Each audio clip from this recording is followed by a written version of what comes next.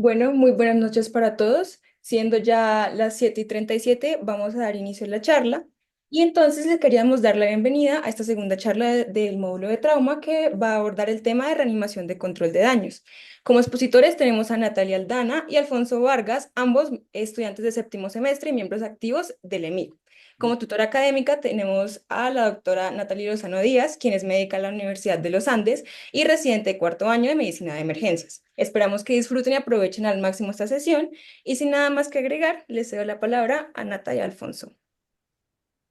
Bueno, buenas noches para todos. Muchísimas gracias por asistir. Le damos las gracias a los miembros de mesa, a la tutora académica, quienes fueron parte importante de la preparación de esta charla. Bueno, y vamos a dar inicio. Mi compañero es Alfonso Vargas, y listo. Esta es nuestra tabla de contenido, pues el resumen de nuestra charla. Primero les vamos a dar una definición en qué consiste la reanimación del control de daños. Después, pues un contexto histórico, un poquito de la historia de por qué nació, dónde nació, cuándo nació, cuál es la fisiopatología detrás de todo lo que pasa en un paciente con un trauma grave, y pues lo que debemos entender para hacer esta reanimación de la mejor manera, las indicaciones y componentes esenciales de la reanimación de control de daños, el manejo del diamante de la muerte, que es unos eventos fisiopatológicos muy importantes que debemos tener en cuenta en estos escenarios, y el protocolo de transfusión masiva, que hace parte de este manejo integral, que también debemos tener en cuenta. Listo, entonces para comenzar una breve definición acerca de pues, qué es la reanimación de control de daños. Entonces partimos de que el término viene de la naval o pues sí, de experiencias navales, el cual ha sido adaptado pues principalmente pues al manejo del trauma. Pero también los primeros médicos en usarlos fueron los cirujanos, en el cual pues lo enfocaron en una cirugía de control de daños. Entonces, inicialmente, tanto la cirugía de control de daños como la reanimación de control de daños. Entonces, primero se va a enfocar en estabilizar al paciente pues con un trauma severo y pues obviamente a restaurar esa homeostasis celular que obviamente va a estar alterada frente al trauma, pero minimizando las intervenciones quirúrgicas que no sean estrictamente necesarias. También, pues como lo hago énfasis en tratar estos trastornos metabólicos y fisiológicos dándoles una prioridad a estos sobre los quirúrgicos. También ha habido un cambio respecto pues, a los métodos de reanimación tradicional y estos han sido principalmente el uso de los cristaloides y pues, la administración tardía de hemoderivados. Entonces, es por esto que obviamente los principios se van a centrar en, primero, la transfusión temprana de hemoderivados, la minimización del uso de cristaloides, reanimación hipotensiva, prevención de acidosis e hipotermia y pues el agente de uso hemostático. Listo. Bueno, ahora darles un poquito de contexto histórico y para entender por qué nació esta estrategia y este nombre de control de daños. Bueno, esto nace en el siglo XIX, con James Bundle en 1818. Aquí nace la hemoclasificación y se da la primera transfusión persona a persona y se dan cuenta que esta estrategia es buena para tratar a los pacientes críticos con traumas graves. También es muy importante en la Segunda Guerra Mundial, en este periodo de guerra donde las personas pues sufrían traumas severos, graves, y necesitaban manejar y controlar estos escenarios, pues el Oswald Robertson inventa una estrategia para llevar estas transfusiones a los frentes de guerra. Entonces inventa pues botellitas de vidrio en las que las va a enfriar, sí, a enfriar para almacenar pues los hemoderivados que se necesitan en el frente de guerra. También nacen lugares para recolectar sangre civil, y para llevar en estas cajitas que se ven en la presentación para los frentes de guerra y transfundirlos. Y las transfusiones de plasma seco y de sangre completa se va a volver el tratamiento ideal para el shock hemorrágico en estos periodos. En 1971 más o menos nace el temor por contraer enfermedades transmisibles como lo es el virus de la insuficiencia, inmunodeficiencia humana. Y por este temor, pues como que satanizan las transfusiones de sangre y empiezan a usar cristaloides en grandes volúmenes. Entonces, La ATLS va a respaldar esta estrategia y recomienda el uso de 2 litros de cristaloides. Y si esto no funciona, o sea, si los sangrados no paran, pues ahí sí se recomienda y se indica las transfusiones de los hemoderivados. Más adelante se dan cuenta que los cristaloides pues no es la estrategia ideal y no pues tener pues administración incontrolada descontrolada de los cristaloides pues va a ser algo que pues puede jugar en contra porque los cristaloides van a mejorar el volumen y la hemodinámica del paciente, pero no van a mejorar el transporte de oxígeno. Por lo tanto, pues va a llevar a una lesión tisular, a una hipoperfusión que puede pues llevar a múltiples riesgos que pueden ser fatales para el paciente y va a acelerar el proceso del diamante de la muerte o de la triada letal, que pues más adelante se los explicaremos. Ya cuando se dan cuenta de esto, pues necesitan crear una estrategia que abarque todo lo que han hecho para en pro del paciente. Y nace la estrategia de control de daños en 2007. Listo. Ahora les vamos a explicar la fisiopatología, qué es lo que pasa en estos pacientes con traumas severos. Y este es como el diamante de la muerte, que va a consistir en una serie de cambios fisiopatológicos que van a suceder como en un ciclo, en un bucle, que si no se interviene y no se como detienen rápidamente, pues pueden ser fatales para el paciente. Entonces vamos a tener la hipocalcemia, vamos a tener la acidosis, la hipotermia y la coagulopatía inducida por el trauma.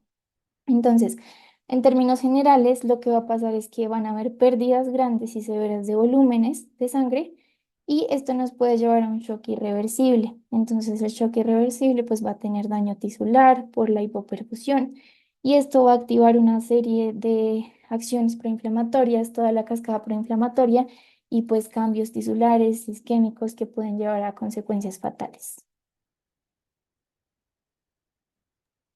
Listo, entonces una de esas consecuencias fatales pues lo es la hipocalcemia y esta pues es pues, de suma importancia debido a que es el mineral más abundante en el cuerpo. Específicamente en el trauma nos va a importar en la cascada de la coagulación, ya que el calcio hace parte pues de esta activación de los factores, específicamente el 2 el 7 el 9 y el 10 como lo podemos ver aquí en las flechitas rojas. Y aparte de eso, pues el calcio nos va a ayudar pues a unir estos factores pues a la membrana plaquetaria y pues en toda la cascada de la coagulación. A su vez, también es muy importante en la contractilidad cardíaca y el músculo liso en específico. Entonces, esta necesidad del calcio, pues, para el mantenimiento del tono vascular, se va a ver clínicamente afectada con el desarrollo de la hipotensión en pacientes con hipocalcemia.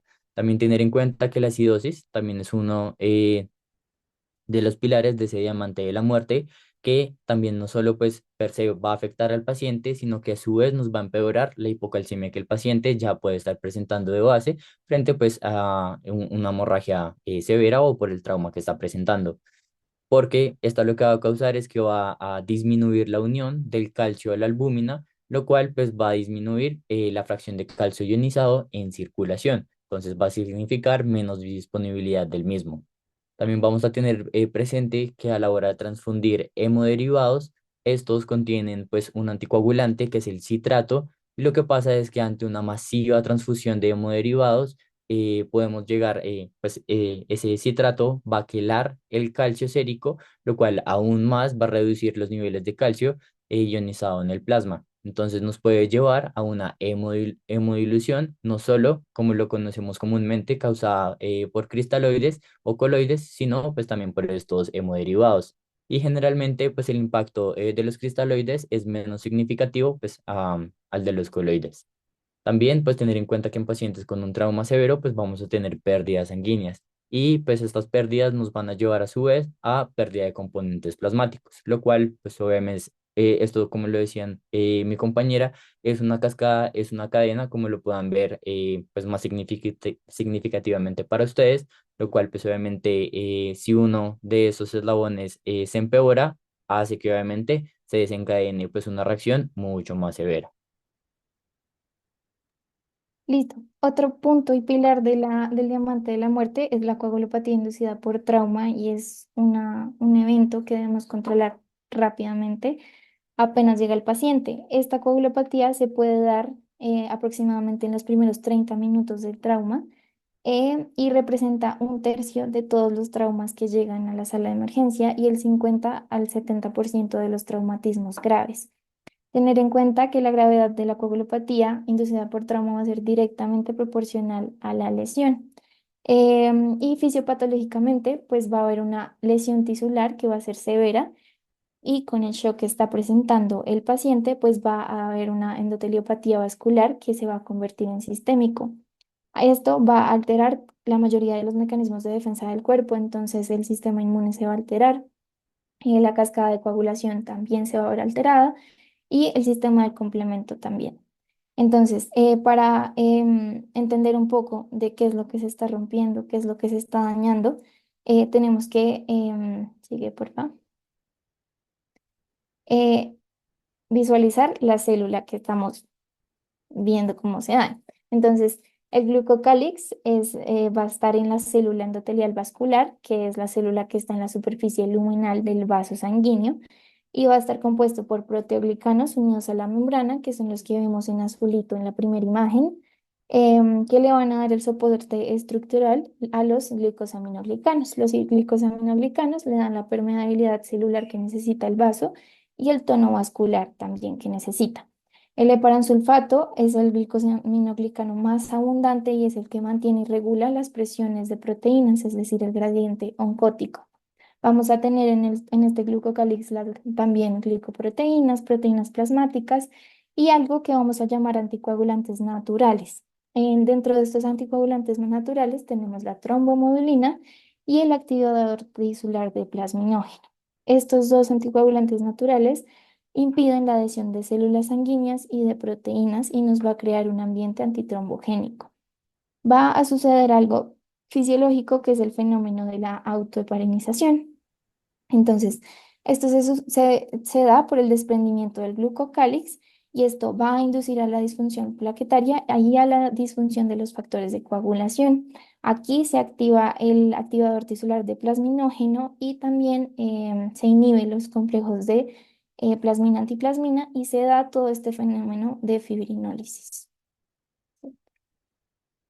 Entonces, en el shock hemorrágico, lo que va a suceder es que como se activa este factor tisular de plasminógeno, se activa también la proteína C, que es la encargada de inhibir los factores 5 y 8 de coagulación y también inhibe la producción de trombina.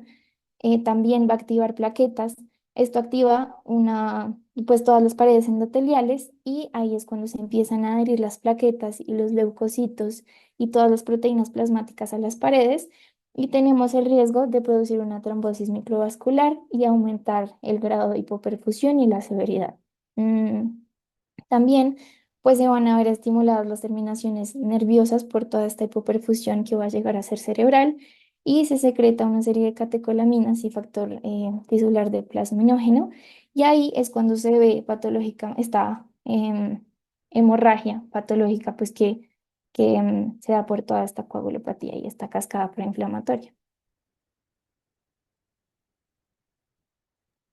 Listo, entonces continuando con pues como los pilares del diamante de la muerte, pues vamos a tener la acidosis y pues esta acidosis generalmente va a estar aún mayor pronunciada o va a estar pues mucho más frecuente en estos pacientes debido a la hipoperfusión tisular, la cual pues obviamente nos lleva de un metabolismo aeróbico a un anaeróbico, lo cual pues nos va a hacer una acumulación de lactato, a su vez una acidosis láctica y pues por ende el paciente va a llegar a presentar una acidosis metabólica.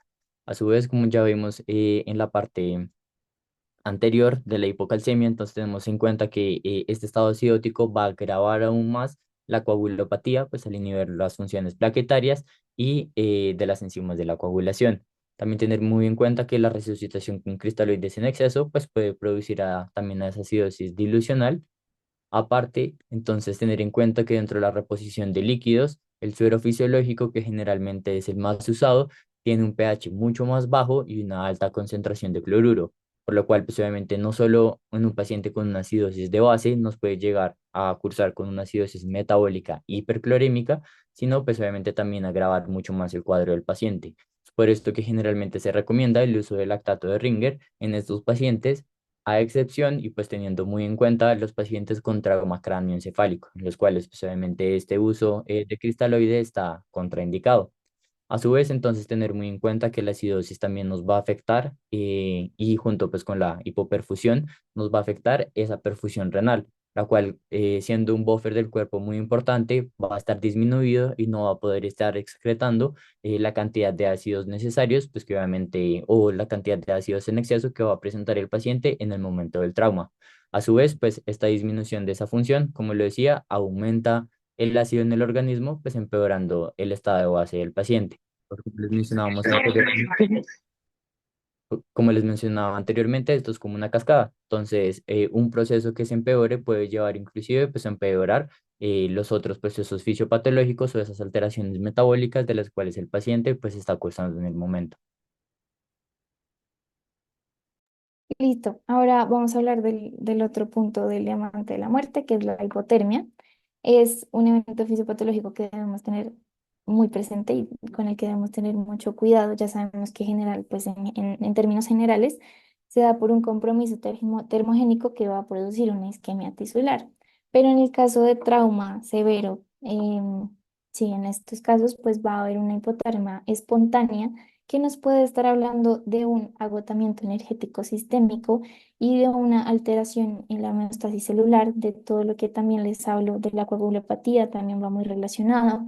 Entonces esto va a empeorar la severidad del shock hemorrágico y también pues todo el daño sistémico que esto va a conllevar. Este estudio que les muestro en pantalla es un estudio de 38.000 pacientes en el que encuentran una relación directa entre mortalidad e hipotermia en pacientes con trauma. Entonces se asocia a una mayor probabilidad de mortalidad en pacientes con trauma grave. Y también recordar que hipotermia se define como una temperatura central menor a 35 grados. Listo, dentro de las indicaciones y componentes principales de esta reanimación de control de daños, entonces tener en cuenta que lo que hemos venido hablando está indicada generalmente en pacientes con un trauma o un trauma severo y generalmente es en pacientes que inicialmente a la reanimación de líquidos no tienen una respuesta significativa. Se puede presentar también en pacientes con una lesión con un daño severo, tanto en fracturas, generalmente es común en fracturas de huesos largos, pero inclusive se puede llegar a presentar en fracturas de cadera, generalmente en la que tiene signos de libro abierto y también pues tenerlo muy en cuenta en pacientes con traumas torácicos y pues vasculares. Es por eso que obviamente dentro de los principios de la reanimación de control de daños vamos a tener en cuenta pues obviamente un rápido control del sitio anatómico, tener en cuenta la hipotensión permisiva, la restricción de cristaloides y pues esta estrategia de transfusión que ya se los vamos a explicar más adelante. Listo. Para dar un manejo integrado a todas estas condiciones fisiopatológicas que les acabamos de nombrar, pues vamos a tener ciertos enfoques. La primera es la restricción de líquidos. Como ya les dijimos, administrar líquidos a grandes volúmenes y solo los líquidos, pues no es algo estratégico y no es algo que le convenga al paciente, debido a que así mejoren la hemodinamia del paciente, pues no va a mejorar la capacidad de transporte de oxígeno y no va a arreglar la hipoperfusión que va a tener el paciente. Entonces esto predispone a complicaciones como isquemia, edema, insuficiencia multiorgánica, síndrome de estrés respiratorio agudo, lesión renal aguda, que también nos pueden llevar, si no lo controlamos, a la muerte. Entonces, esto va a empeorar la coagulopatía dilucional del paciente, va a alterar la hemostasia vascular de las zonas de lesión, es decir, que esos coágulos y esos intentos de coagulación en la zona de trauma, pues se van a eliminar o se van a quitar por la gran cantidad de líquidos que se le está administrando al paciente. Y como ya les dije, pues va a aumentar los riesgos de complicaciones graves e irreversibles que puede llegar a tener. ¿Cuál es el principio de restringir pues los cristaloides? Pues va a ser favorecer la perfusión de órganos blancos, de órganos pues esenciales que necesitamos que estén perfundidos, sin administrar grandes cantidades de líquidos, por lo que les digo que puede pasar. La recomendación general es tener un límite de cristaloides a administrar. Este límite es de 1,5 litros en 24 horas, pues se sabe que puede ser un poco difícil debido a que sistema de emergencias médicas o en el ámbito prehospitalario, pues se puede llegar a administrar cristaloides y uno en la sala de emergencias pues no lo tiene en cuenta, no lo sabe, no se acuerda. Pero lo importante es tener este valor como un límite, tenerlo en cuenta, tenerlo en mente y tratar de no sobrepasarse de ahí. Listo. Listo, entonces también vamos a tener en cuenta la hipotensión permisiva. Entonces, dentro de la hipotensión permisiva, esta generalmente pues es una medida que va a tender a lo que normalmente no queremos y es mantener tensiones en nuestro paciente mucho más bajas de lo normal. Entonces, vamos a procurar que pues obviamente estas tensiones bajas, o bueno, con el fin de limitar pues el sangrado y pues la presión sobre los sitios de sangrado en específico y pues también prevenir pues un mayor daño vascular. Aparte de esto, pues vamos a procurar una tensión arterial sistólica general entre 80 a 90 milímetros de mercurio, pues para prevenir pues como ese desprendimiento o ruptura de coágulos hemostáticos que puedan estar en sitios de lesión vascular. Aparte de eso, y pues como siempre tener en cuenta el trauma cráneoencefálico va a funcionar de manera contraria. Entonces en este vamos a procurar que la presión arterial sistólica sea mayor a 80 milímetros de mercurio para pues obviamente priorizar y siempre pues tener como clave la perfusión a nivel cerebral. Listo. Ahora vamos a hablar del protocolo de transfusión masiva, que es algo que debemos tener en cuenta. Y pues en este protocolo están las 7 Ts para que nos acordemos. La primera T es la de trigger, que es la activación del protocolo. Entonces, hay tres situaciones en las que pues, la literatura recomienda sí o sí activar el protocolo. La primera situación es la necesidad o la predicción de la necesidad de tres o más unidades de glóbulos rojos. También hay instituciones que pues tienen acceso a los hemoderivados solo con la activación de este protocolo, entonces ahí sí o sí está indicado. O cuando pues el paciente prehospitalariamente viene con transfusión de hemoderivados, pues ahí debemos activarlo también. Y pues la literatura muestra que hay ciertas situaciones que muestran un alto riesgo o que pues predicen alto riesgo para activar este protocolo, que es cuando un paciente nos viene con anticoagulación, cuando un paciente viene con índice de shock mayor o igual a 1, o la población geriátrica, que es la población mayor de 65 años. La segunda T es la de trabajo en equipo, es la preparación de todo el equipo. Entonces recomiendan pues primero el conocimiento de este protocolo, la preparación de qué es lo que se hace y cómo se hace. Y una vez realizado el protocolo, pues una retroalimentación completa de lo que se hizo, de lo que no se hizo, de lo que faltó, lo bueno, lo malo, y etc. También recomiendan la práctica de casos clínicos, de simulaciones, para pues tener en cuenta cómo manejar este protocolo en estas situaciones. Y también todo lo que recomiendan en general para los protocolos en la sala de emergencias, como son la comunicación con circuito cerrado, el léxico estandarizado, es decir, que todas las personas que estén preparadas entiendan las indicaciones y entiendan pues lo que se pide en este protocolo. La tercera T es la de los laboratorios, entonces tenemos que tener en cuenta que se debe priorizar las pruebas de hemoclasificación y las de compatibilidad. Y las otras que debemos hacer para conocer el estado metabólico del paciente va a ser el hemograma, los tiempos de coagulación, los electrolitos y los gases arteriales con el lactato. Hacer las pruebas a cada hora hasta la finalización del protocolo. Y hay otro examen que se llama tromboelastografía, que pues se usa para ver el estado de coagulación del paciente. Sin embargo, pues en este protocolo específicamente no ha tenido un beneficio claro, pero sí puede ser útil para ver el estado de la coagulopatía o el estado de coagulación del paciente.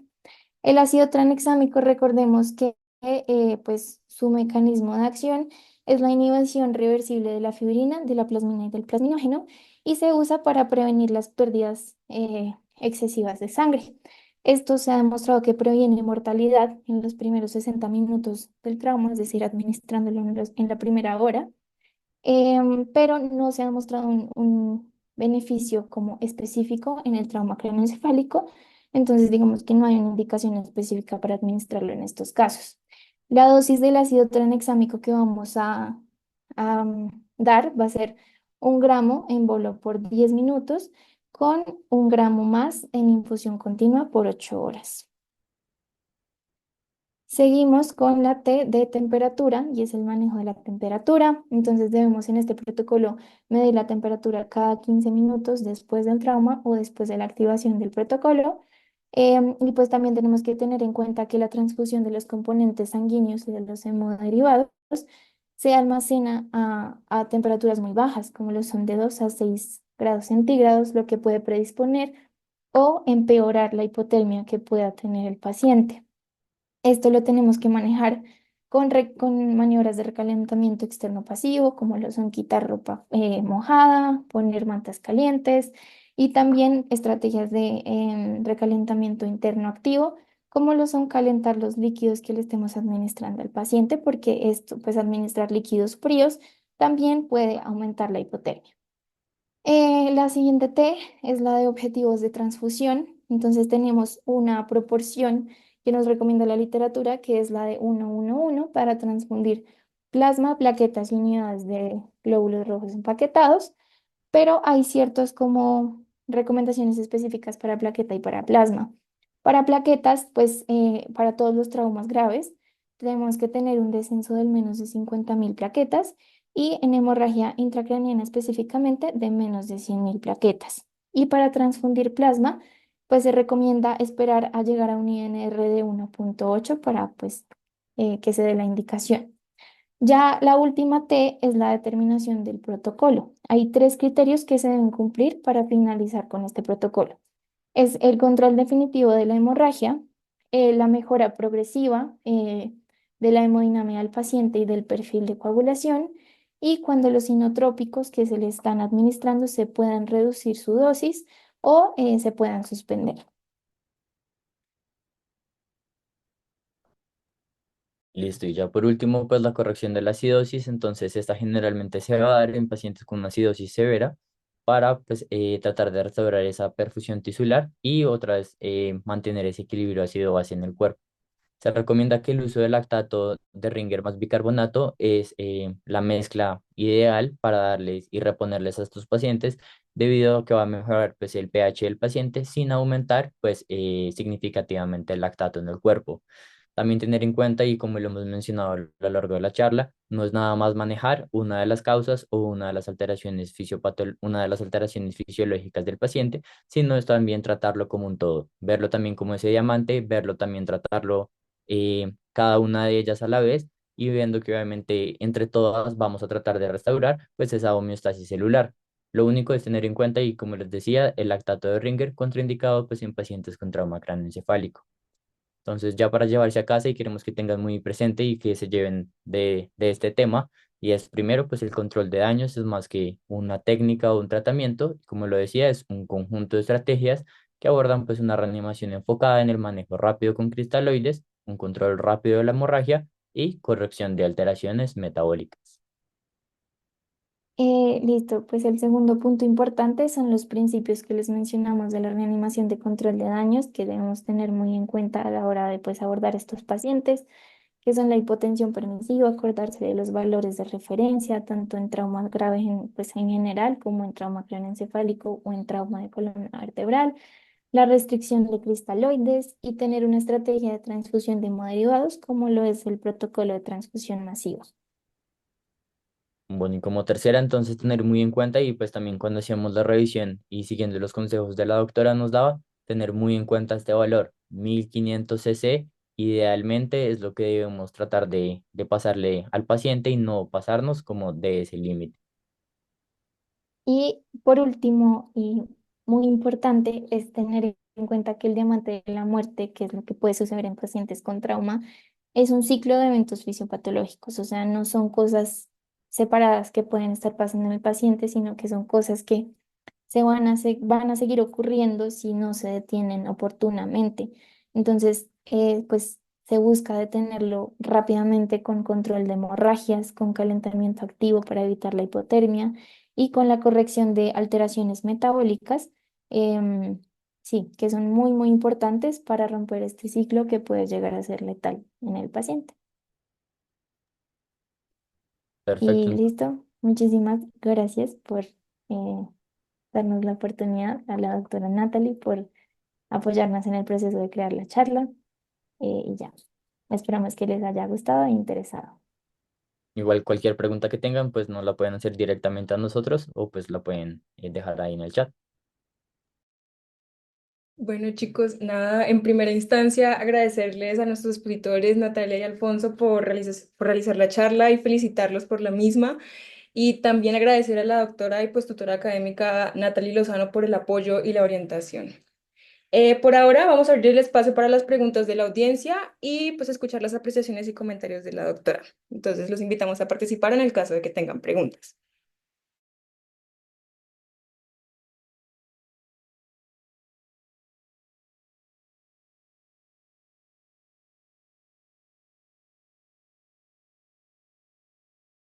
Bueno, acá hay una pregunta que dice, ¿qué tanto peso le vamos a dar a los scores predictores de transfusión masiva para activar los protocolos en estos escenarios, teniendo en cuenta que su rendimiento en ocasiones puede ser muy limitado, como es el caso del índice de choque?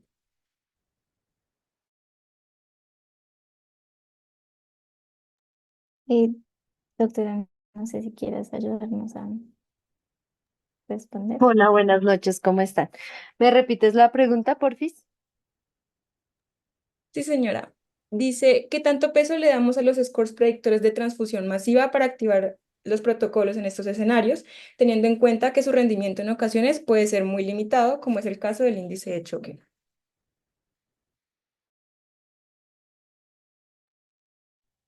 Bueno, es muy difícil como dar una respuesta que aplique realmente a todos los pacientes que llegan con trauma, o sea, no se puede generalizar diciendo que vamos a dejar de usar los predictores o que son 100% confiables, pero por ahora son una de las mejores herramientas que tenemos.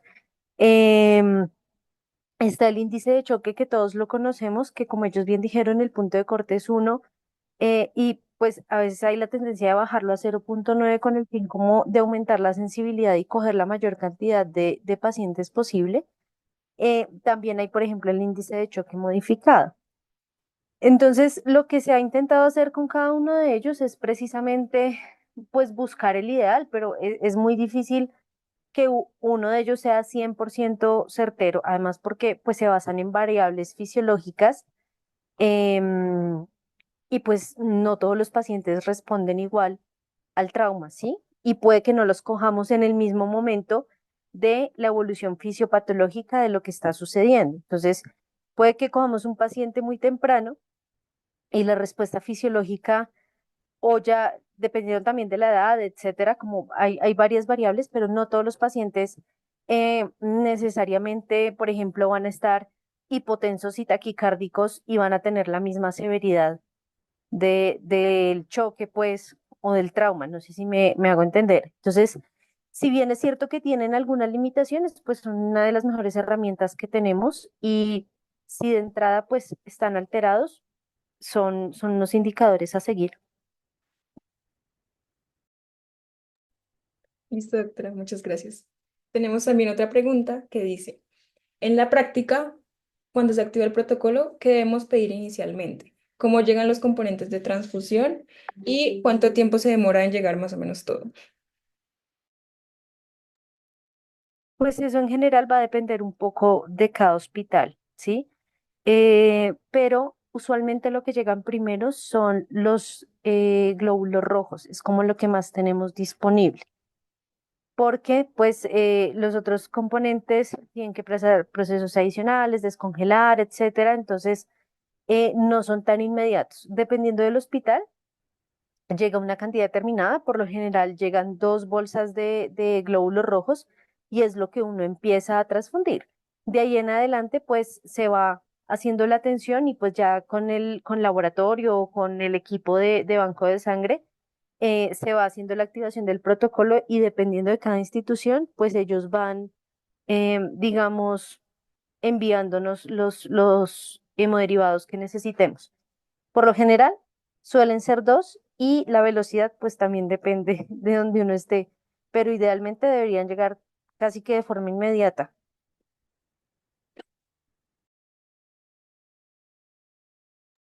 Listo, doctora, muchas gracias también. Em, por ahora creo que no hay más preguntas. No sé si alguien del público también quiere hablar. Juan tiene la mano levantada. Gracias. Oigan, felicitaciones a Nata y Alfonso, de verdad, qué buena revisión, qué gusto ver este tipo de revisiones en nuestro grupo. Doctora, yo tengo una pregunta. Digamos que en el escenario de los pacientes que pueden llegar con sus múltiples comorbilidades y sus manejos farmacológicos instaurados, ¿qué herramientas tenemos o cómo podemos abordar los pacientes que, por ejemplo, vienen en manejo con beta bloqueador, que vienen en manejo antihipertensivo y que están en contexto de un choque hemorrágico? ¿Algo en especial con ellos o los manejamos exactamente igual? Hola Juanda, ¿cómo estás? El manejo es el mismo. La diferencia va a estar en que tienes que tener como una sospecha clínica un poco más alta, pues a menos de que sea un trauma grande, enorme, evidente, que esté fracturado en muchos sitios, hemoneumo, hemoperitoneo, no sé, sí, que sea, a menos de que sea algo muy grande, muy evidente, em, vas a necesitar de pronto como una agudeza clínica un poco más grande porque alguien puede caer en en el error de decir, no, mira, pero el paciente no está taquicárdico, ¿sí?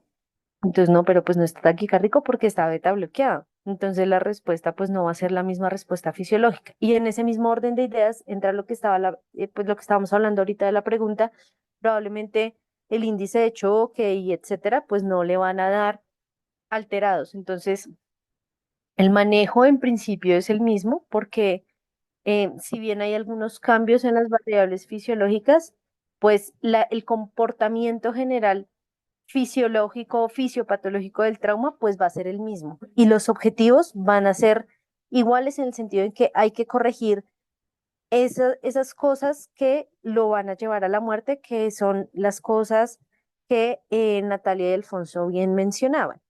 Ahora, también sucede que pues por lo general, los pacientes como los que tú mencionas, que son pacientes con polifarmacia, muy comórbidos, etcétera, suelen ser adultos mayores. Y por lo general, el trauma suele ser de personas un poco más jóvenes. Entonces, va a ser menos frecuente que tengas pacientes con trauma que requieran transfusiones, transfusión masiva, etcétera, y tengan esa polifarmacia. ¿Qué puede pasar? Sí.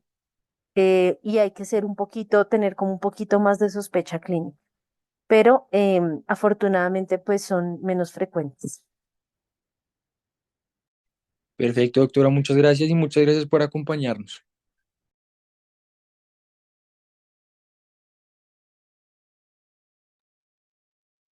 Listo, creo que si no hay más preguntas, entonces vamos a dar por finalizada la charla. Muchas gracias de nuevo a la doctora y a los expositores y felicitaciones. Gracias. Muchas gracias, Nata y Muchas Alfonso. gracias. Felicitaciones, les quedó muy chévere la charla. Qué pena con ustedes, me tocó correr al final y no alcancé a conectarme desde el principio, pero los felicito. Muy buen trabajo. Gracias, Muchas doctora. gracias, A ti. doctora. Y gracias a todos por asistir. Chao, chicos, que estén muy Gracias. bien.